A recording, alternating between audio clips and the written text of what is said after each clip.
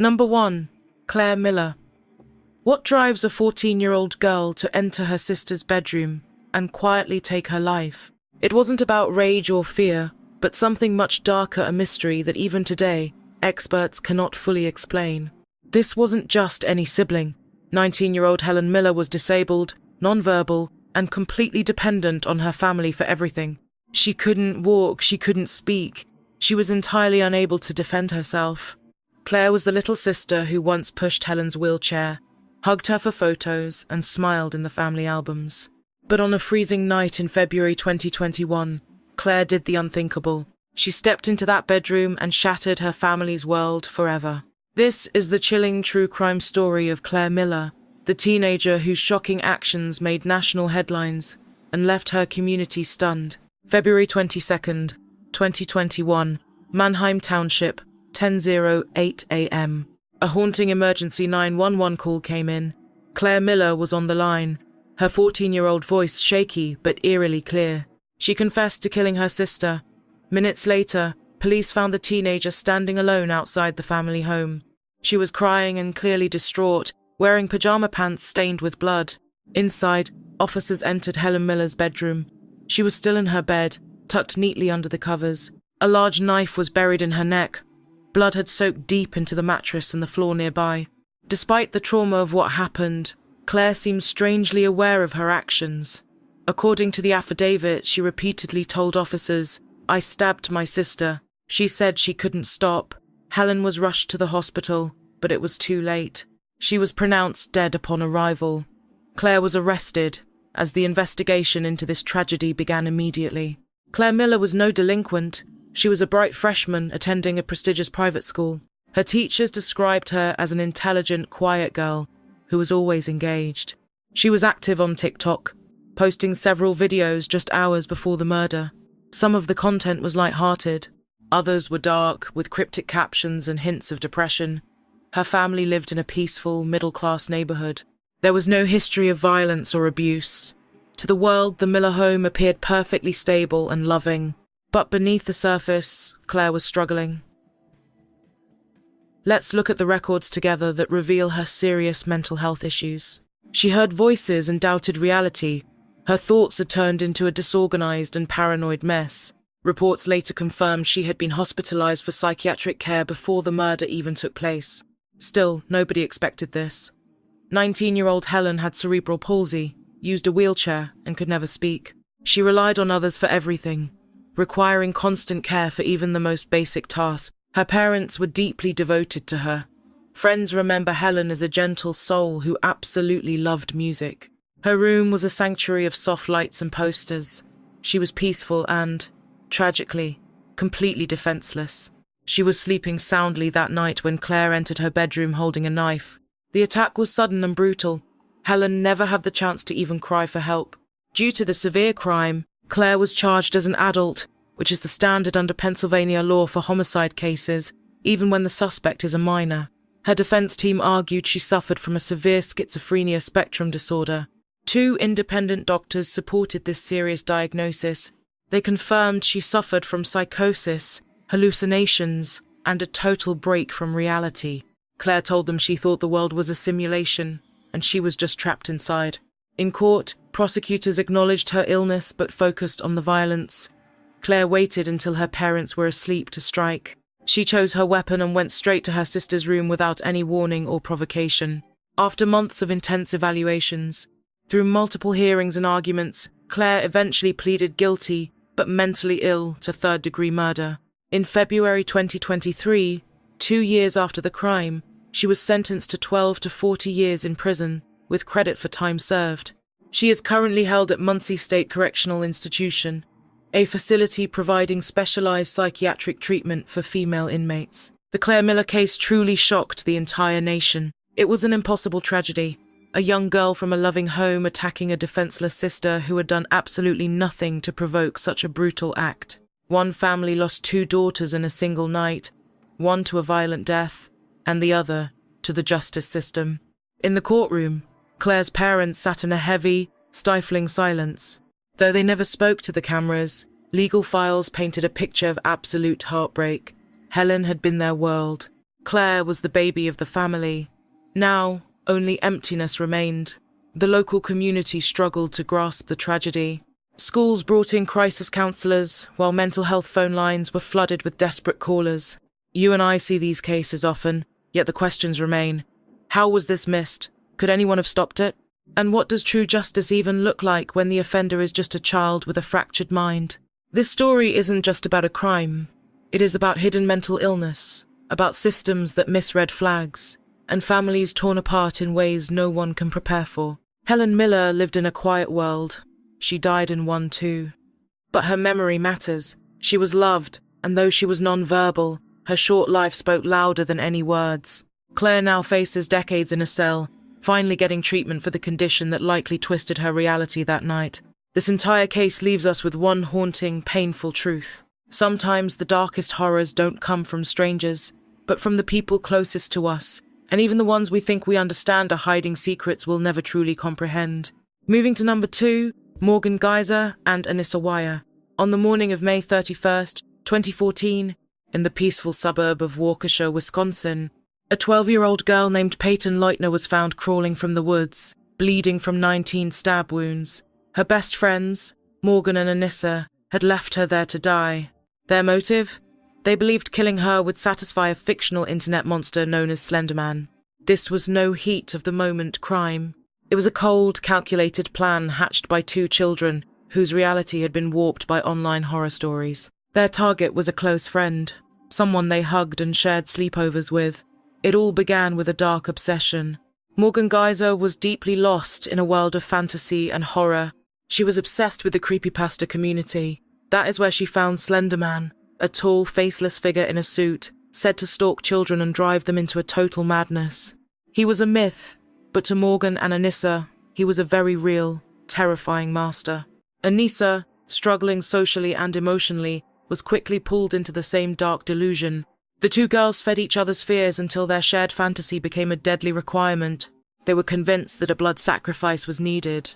Let's look at their twisted logic together. They believed that by killing Peyton, they would earn a place in Slenderman's fictional mansion deep in the forest. Peyton was a kind, trusting girl who had no clue her friends were plotting her death. The night before, they had a typical sleepover. They painted nails, ate donuts, and laughed while watching movies together. But while Peyton slept, the other 2 were whispering in the dark. The trap was set. The next morning, under the pretense of going to the park, the girls headed to David's Park, a wooded area just a short walk from Morgan's house. They told Peyton they were going to play hide-and-seek among the trees. She ran off laughing, completely unaware. They almost attacked her in a public bathroom first, but they lost their nerve. Finally, deep in the brush, Morgan pinned Peyton down, while Anissa stood by, cheering her on. Morgan pulled out a kitchen knife and stabbed Peyton 19 times. The blade tore through her limbs and struck her vital organs. One strike missed a major artery near her heart by less than a single millimeter. Thinking she was finished, the girls told her to lie perfectly still so she would bleed out slower. Then, they simply walked away. They started hiking toward the Nicolet National Forest, hundreds of miles away, where they believed their master lived. They had backpacks full of snacks, ready to live in the wilderness forever.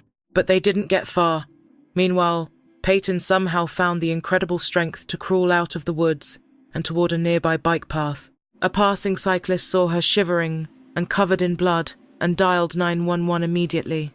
She was rushed into emergency surgery as doctors fought to save her. Medical staff later confirmed that if the blade had gone even a hair deeper, she wouldn't have survived. Police picked up Morgan and Anissa later that day as they walked along the highway. In their backpacks were granola bars, water, and a large kitchen knife. During their interrogations, both 12-year-olds remained hauntingly calm and detached. They detailed the plan and even argued over whose idea it was. Morgan told police, quote, "It was weird." Anna claimed she felt no remorse, saying, "I didn't want to do it, but I was afraid of what would happen if I didn't." Psychological evaluations followed immediately. Morgan Geyser was diagnosed with early-onset schizophrenia, a severe condition for someone so young. She spoke of vivid hallucinations, claiming to see the Slender Man and other creatures in her home. Anissa was not diagnosed with psychosis, but was described as impressionable and suffering from a delusion shared with Morgan. Both girls were charged with attempted first-degree intentional homicide. In Wisconsin, the law allows children to be prosecuted in adult court for the most serious crimes. Despite the public outcry, the court ruled they would face trial as adults due to the crime's premeditation. In 2017, Anissa Y. pleaded guilty to a lesser charge of attempted second-degree homicide. A jury found her not responsible due to mental illness, and she was sentenced to 25 years in a psychiatric facility. Morgan Geyser also entered a guilty plea for her role in the attack. She too was found not guilty by reason of mental disease and sentenced to 40 years in a mental health institution. In 2021, after 7 years, Anna was granted conditional release under strict court supervision and GPS monitoring. Morgan, however, remains confined within the walls of a secure mental health facility. Her attorneys have requested her release, but for now, she remains behind locked doors. As for Peyton Littner, she survived. She has spent years recovering from the physical and emotional scars. She rarely speaks to the media, but when she does, she appears incredibly strong and composed. In interviews, she says she forgives her attackers, but will never forget. She now lives a very private life. This dark case raised haunting questions about mental health and the influence of the internet. It forced us to look at online culture, and you and I have to ask, how do we sentence a child for attempted murder? When does a fantasy become a criminal intent? And more importantly, how close did we come to losing a child? All because 2 girls believed in a monster. Our next case follows Erica Mae Butts. In November 2009, emergency responders arrived at a quiet home in Summerville, South Carolina. Inside, they found 3-year-old Serenity Richardson. She was lifeless, her body covered in bruises from head to toe. Her tiny body showed signs of prolonged abuse, with internal injuries and marks across her arms and back. She was pronounced dead shortly after she arrived at the hospital. The most disturbing part of the case wasn't just the brutality, it was the people responsible for the violence. These were her caregivers, people who were supposed to be her protectors. Serenity's godmother, Erica Mae Butts, and her roommate, Shanita Latrice Cunningham, were the ones in charge of her care. Over just a few days, they beat the toddler to death. She was only visiting from her home in Detroit. Her mom, Yeshia Richardson, was moving and trusted Butts, a close friend, to watch her daughter during the move. It was intended to be a short, safe visit while her family settled into their new home. She never could have imagined that this decision would lead to such a horrific tragedy. According to the police, the nightmare began almost immediately after the little girl arrived. Over a span of several days, Butts and Cunningham beat her repeatedly with a belt and a plastic hanger. Their reason? Serenity was having potty training accidents. For that, she was punished without a shred of mercy. By the time the final assault occurred, Serenity's small body had been pushed past the breaking point. On November 3rd, when help was finally called, it was already too late for the child. The autopsy confirmed blunt force trauma and revealed that the little girl had been beaten over and over again. The investigators were absolutely horrified by the level of cruelty they discovered at the scene. These weren't injuries from a single outburst. There were layers of old bruises beneath the new ones. The coroner later described it as one of the worst cases of child abuse he had ever witnessed. Both women were arrested and charged with homicide by child abuse for the girl's death. The prosecution argued that Serenity had suffered immensely and that both caregivers were equally to blame. There was no evidence that either woman tried to stop the other or showed any hesitation at all. During the interrogations, Butts and Cunningham both tried to shift the blame, but their stories were inconsistent and they eventually admitted to their crimes. In 2011, facing a mountain of evidence, Erica Mae Butts entered what is known as an Alford plea. This meant she wouldn't formally admit guilt, but acknowledged the evidence would likely lead to a conviction in court. Shanita Cunningham pleaded guilty. At their sentencing hearing, both women collapsed right in the middle of the courtroom. Butts hit the floor sobbing as the judge delivered the sentence. Life in prison without parole. Cunningham fainted just moments later. Officers rushed to assist them while Serenity's family watched in shock. For many, that emotional collapse felt entirely ironic. These were the same women who had beaten a helpless toddler to death without any mercy. They ignored her cries and never sought help. Now, before the judge, they couldn't even stand to face their own punishment. The judge didn't mince words. He called their actions sadistic, emphasizing that Serenity's death was slow, agonizing, and entirely preventable. He described it as one of the most heart-wrenching cases he had ever seen in his career. Serenity's mother gave a tearful statement, speaking of her daughter's sweet personality, her smile, and her favorite toys. She spoke of the crushing guilt she would carry forever for trusting someone who turned out to be a monster. Following the trial, this tragic case captured national attention and sparked outrage across the country. It wasn't just for the pure brutality of the crime, but because it was a tragic reminder of how children suffer in silence, how trust can be weaponized, and how protectors can do the most harm. There were no warning signs. Serenity's mother had known Butts for years and trusted her with her child. They grew up together in Detroit. There was no violent history, just a quiet promise that Serenity would be safe, a promise that she would be loved and that she would come back home. Instead, a 3-year-old girl died in agony and confusion hundreds of miles from her mother, with no one to comfort her. Today, both Butts and Cunningham remain in prison, serving life sentences without the possibility of parole.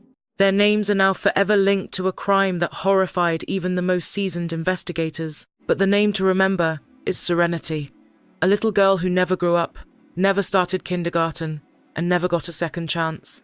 Her name became a powerful symbol for many in the child protection community across South Carolina. It's a reminder that vigilance is never optional, and the consequences of one tragic mistake can last forever. Number 4. Rachel Schoaf and Sheila Eddy. At first glance, they looked like typical high schoolers, laughing in the halls and posting selfies about their crushes. Rachel Schoaf and Sheila Eddy were inseparable, and so was their third best friend, Skylar Neese. They were a typical trio, until one summer night in 2012, when two of them made an unthinkable choice. They didn't even have a falling out. They planned a cold-blooded murder because, in Rachel's own words, they just didn't like her anymore. Skylar Neese was just 16. Smart and driven, she dreamed of becoming a criminal defense attorney one day. She lived in Star City, West Virginia, with her parents and kept a very tight-knit circle of friends. Her best friends were Rachel and Sheila. They shared everything. But as the months passed, a dark tension began to grow. Skylar felt increasingly isolated. She suspected they were keeping secrets and whispering behind her back. She even tweeted cryptic messages, writing that their behavior was why she would never completely trust them.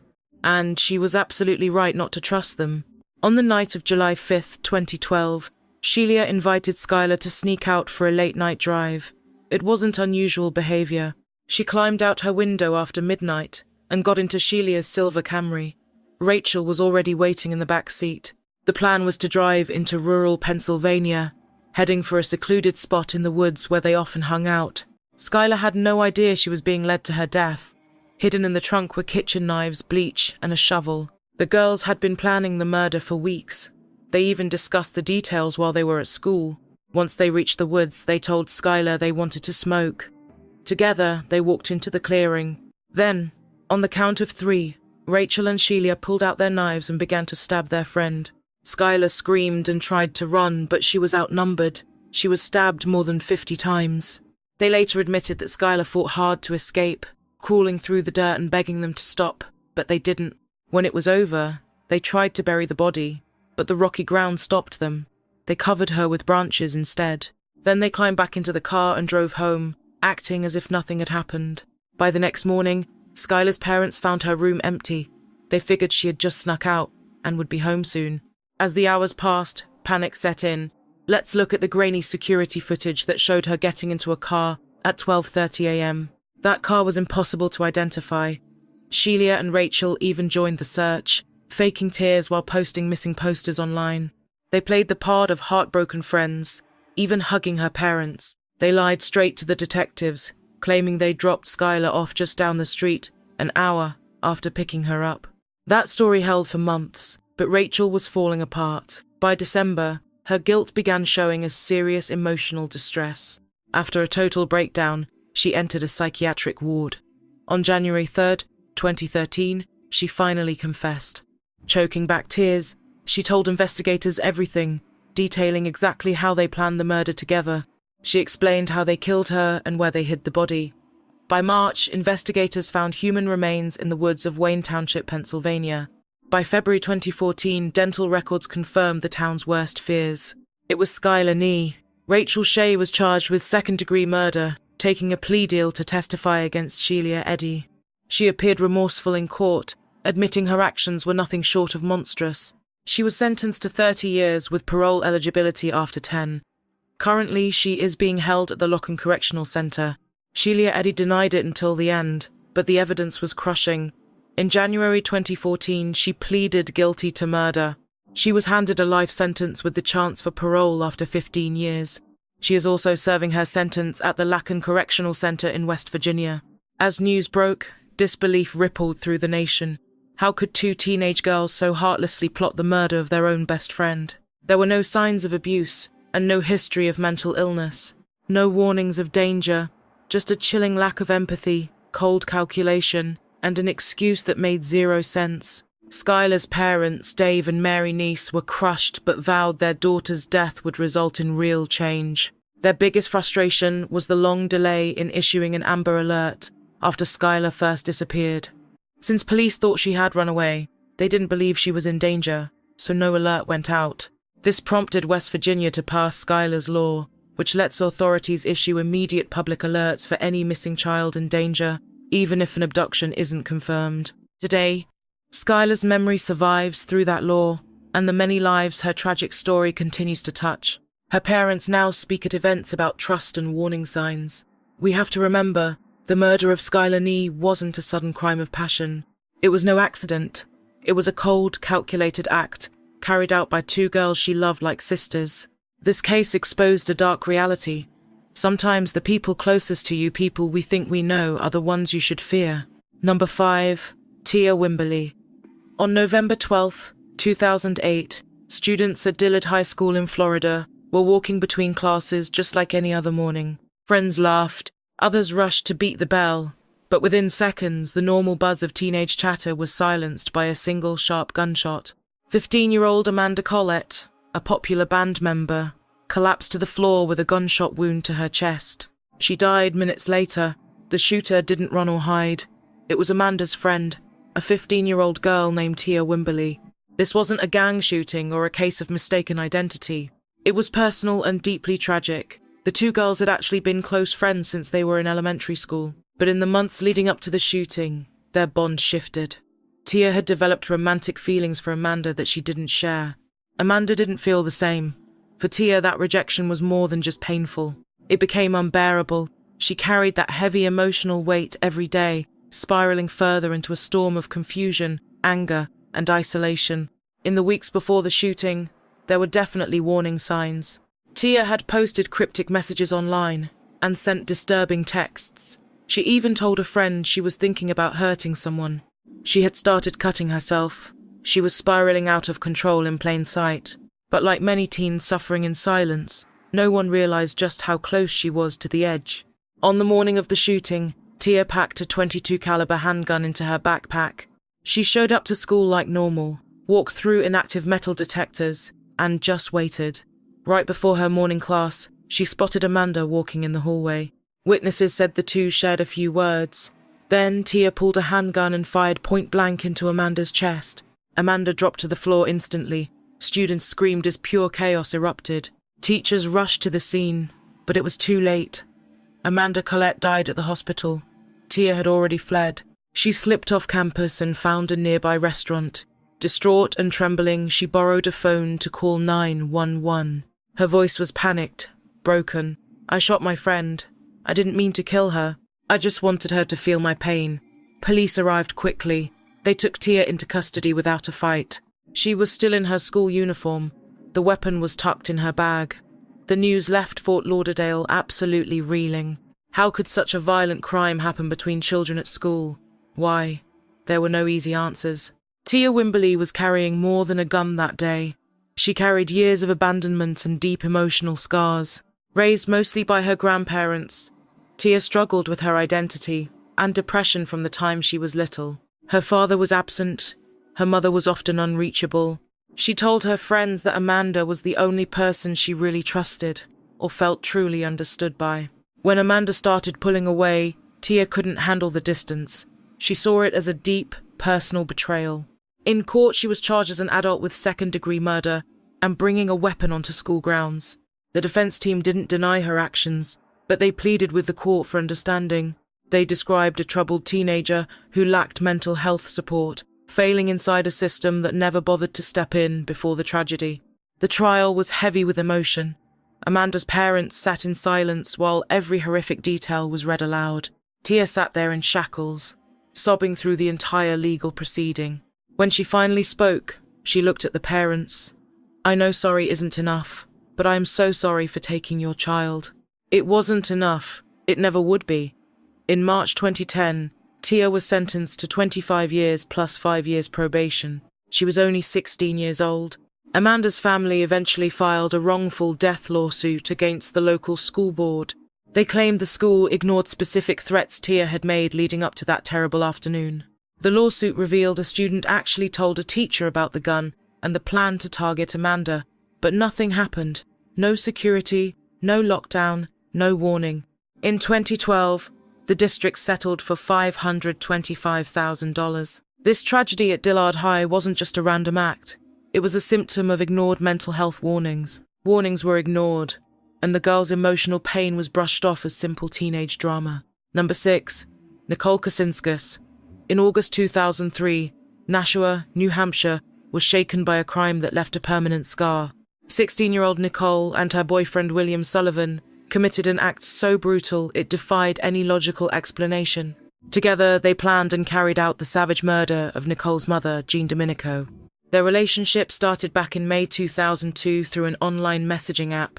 They lived in different states. Nicole was in New Hampshire, Billy in Connecticut. Their connection intensified fast.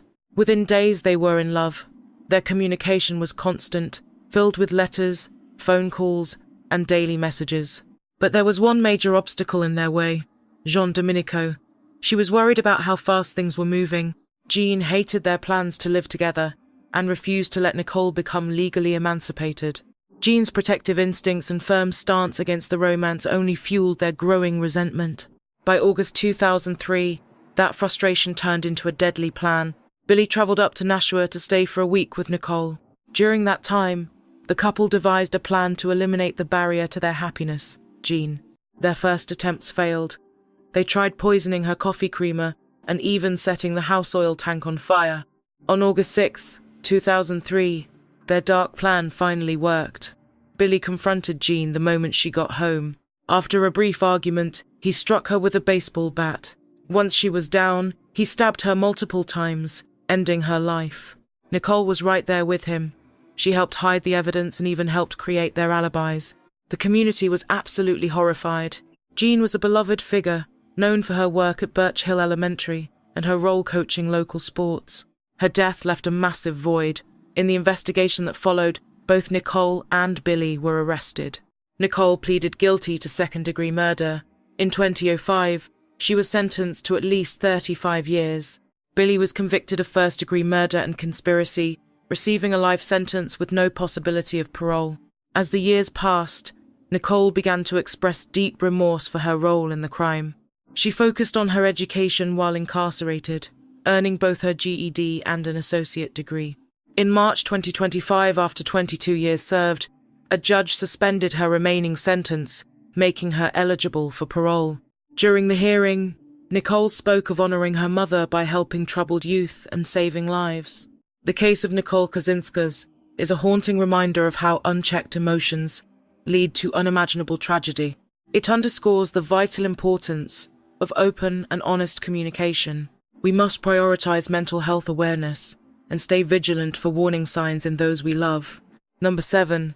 Brenda Spencer, 1979. On the morning of January 29th, the peace at Grover Cleveland Elementary in San Diego was shattered. This sudden act of violence would mark a truly dark milestone in American history.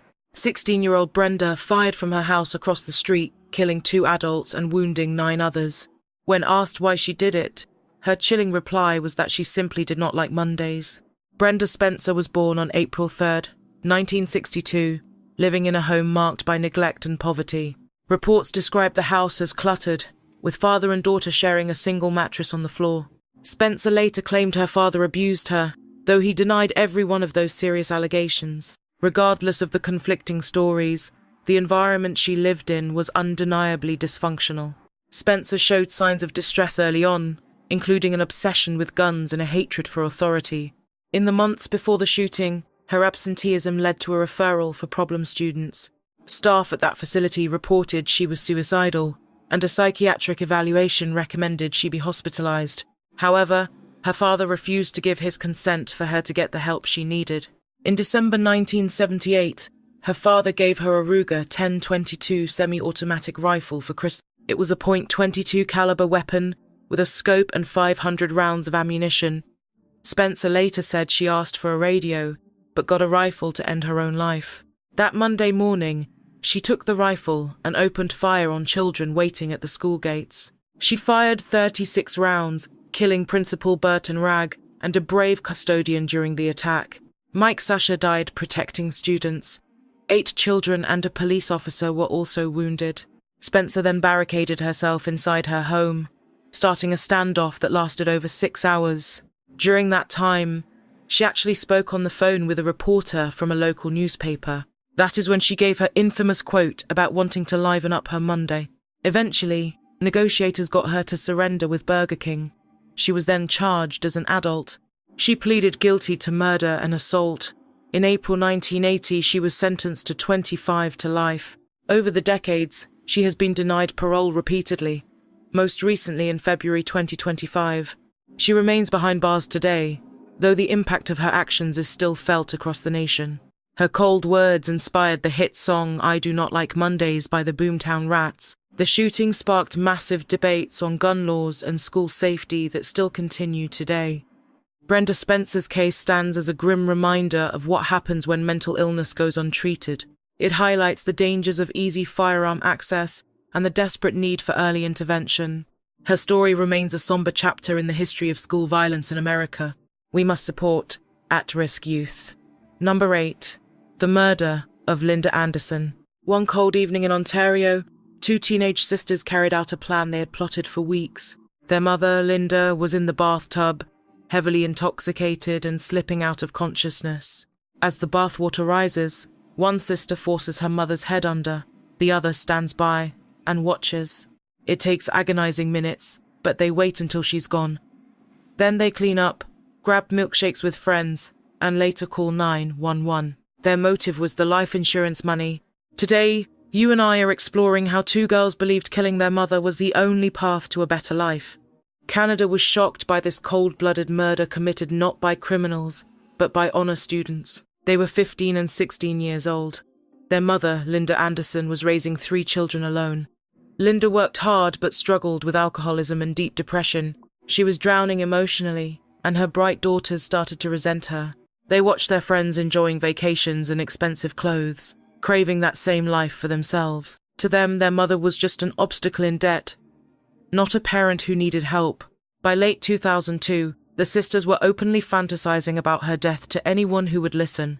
They shared their dark plans on chat apps and even joked about it during school. Disturbingly, their peers cheered them on.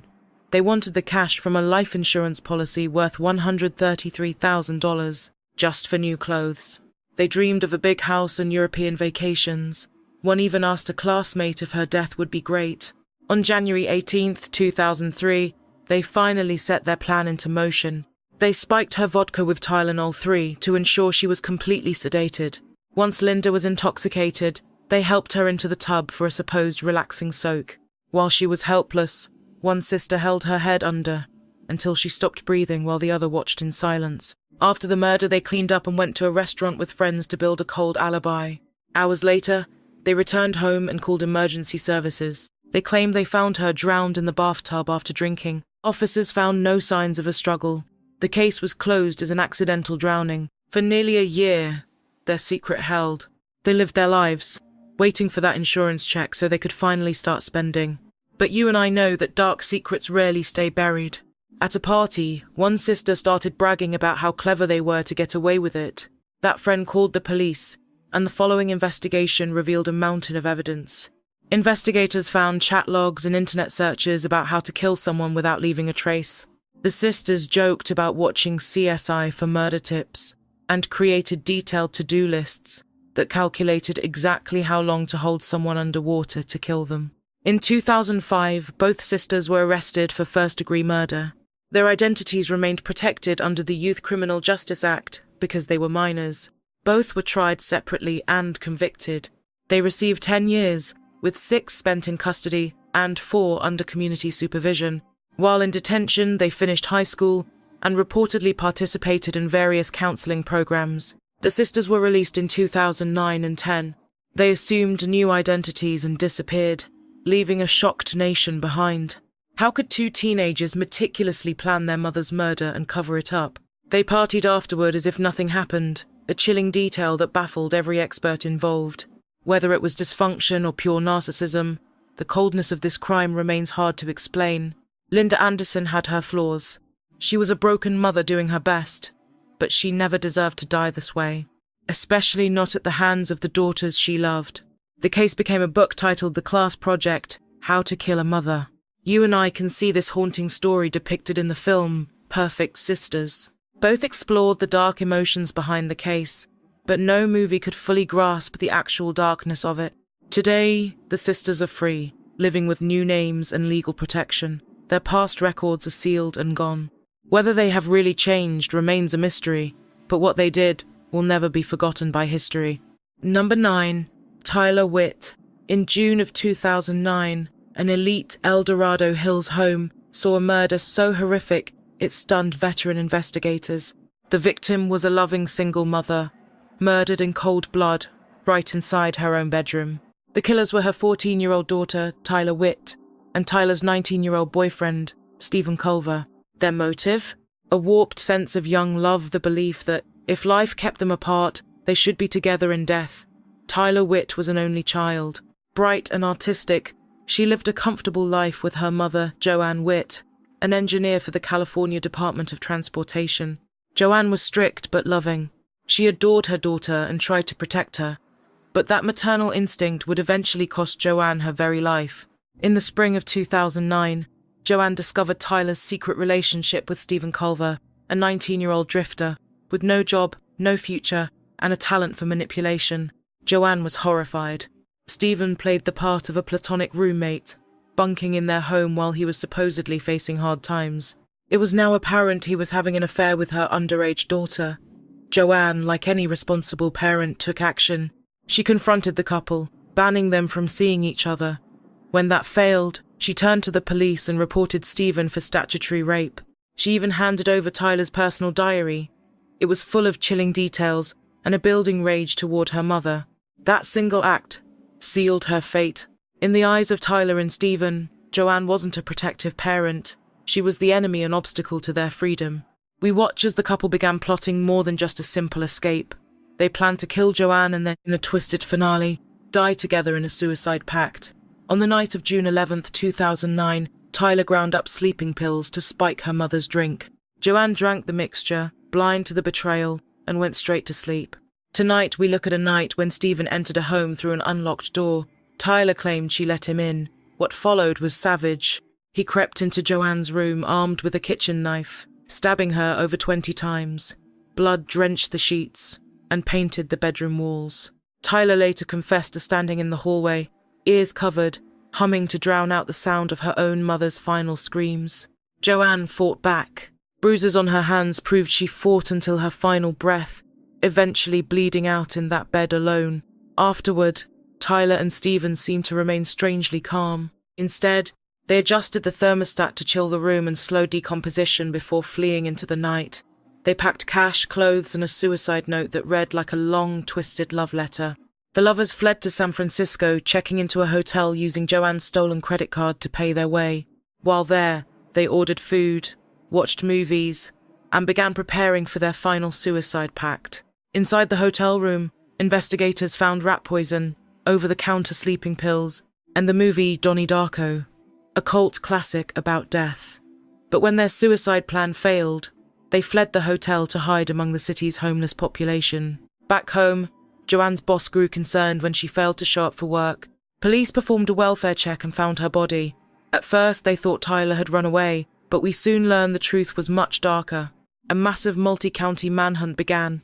Days later, the couple was spotted in a San Bruno parking lot near the airport. They were taken into custody without a fight. During the police interrogations, both Tyler and Stephen desperately tried to blame each other. Tyler claimed Stephen was the sole killer, and she never wanted her mother to die. Stephen countered that Tyler begged for the murder, manipulating him with threats of self-harm. However, the evidence told another story. Detectives recovered journals, texts, and letters written by Tyler that detailed her dark fantasies of killing her mother. One chilling message read, "I want her gone, like dead gone." Confronted with the overwhelming proof, Tyler Witt finally accepted a plea deal. She pleaded guilty to second-degree murder and agreed to testify against Stephen. Her sentence was 15 years to life in prison. Stephen Culver was convicted of first-degree murder and sentenced to life without parole. In that courtroom, Tyler's testimony painted a grim picture of a confused, vulnerable girl manipulated by an older man. Prosecutors argued that she was far more calculating than she let on. She had plenty of chances to stop the murder or just flee, but she didn't. Years later, Tyler wrote a letter to the court admitting she had made the worst mistake of her life. She confessed her mother loved her and she took her away. Today, Tyler Witt remains locked away in prison. There are reports she studies psychology now and even spends her time mentoring some of the younger inmates. Parole is still a giant question mark. Friends remember Joanne Witt as a brilliant, kind woman devoted to her daughter. The murder rocked the El Dorado Hills community, leaving everyone to wonder how this could have been stopped. This story is about much more than just a teenage romance that went off the rails. It is about emotional manipulation and how an unchecked obsession can quickly turn into something deadly. It is about a mother who tried her best and paid with her life. Number 10, Marlene Olive. During the summer of 1975, the wealthy neighborhood of Turinda, California, became the center of a murder case so dark it changed American true crime forever. It centered on a teenage girl, her boyfriend, and the savage double murder of her own parents. They called them the barbecue murders. The mastermind was 16-year-old Marlene Olive, a rebellious girl with a cold detachment. Marlene was born in 1959 and adopted as a baby by James and Naomi Olive, a wealthy couple. James was a high-powered executive. Naomi was a stay-at-home mom with a very troubled past. She dealt with heavy drinking and depression, which led to constant, explosive fights with Marlene. Their house was a war zone of screaming and control, and Marlene was certainly no saint herself. By her teens, she was using drugs, stealing, and diving into what she called black magic. She filled journals with dark thoughts and occult interests. Her parents tried therapy and grounding, but nothing worked. As Marlene's rage grew, so did her fantasies about getting revenge and finally escaping. In 1974, she met Chuck Riley, a lonely 20-year-old drug dealer looking for love. At over 300 pounds and socially isolated, Chuck was the perfect target for a manipulative teenager. Despite the age gap, Chuck fell completely under Marlene's spell. She gave him the purpose he craved, but she also gave him orders. One was to commit murder. By early 1975, Marlene was openly saying she wanted her parents dead. She blamed them for everything. She claimed she would rather be an orphan than spend another day under Naomi's thumb. Chuck was totally smitten and agreed to help. On June 21st, Marlene set the trap. She went shopping with her father, leaving her mother alone. She made sure the back door was unlocked. While they were gone, Chuck slipped inside. He had a hammer, a pillow, and LSD in his system. Naomi was asleep when Chuck hit her repeatedly with the hammer before using a pillow to finish her. But the plan fell apart when James arrived home much earlier than they expected. He walked in, saw the carnage in the bedroom, and turned to run. Chuck shot him 4 times. He used a pistol Marlene had stolen. James collapsed in the kitchen and died right there. Now they had 2 bodies. They wrapped them in sheets, loaded them into a truck, and drove away. There, they used a public barbecue pit to try and burn the remains with gasoline. But bodies don't burn easily. The fire just smoldered. The next day, a park ranger smelled something foul and saw smoke rising. Looking inside, he discovered scorched bones and the charred remains of a human being. The police were called immediately. Meanwhile, Marlene was back at home, acting like nothing was wrong. She told everyone her parents were on vacation, but the police didn't buy her story for a second. Their bank accounts were untouched and their car was gone. None of it made any sense. Under pressure, Chuck finally confessed. He admitted to everything and said he did it all for Marlene. He claimed she was the architect who drew the diagrams and told him exactly how to kill them. The public was horrified by the trial. Chuck Riley was convicted of double murder and sentenced to death. His death sentence was commuted to life after California briefly ended capital punishment in the late 1970s. He walked out on parole in 2011, having spent 35 years behind bars. For Marlene Olive, however, the scales of justice tipped quite differently.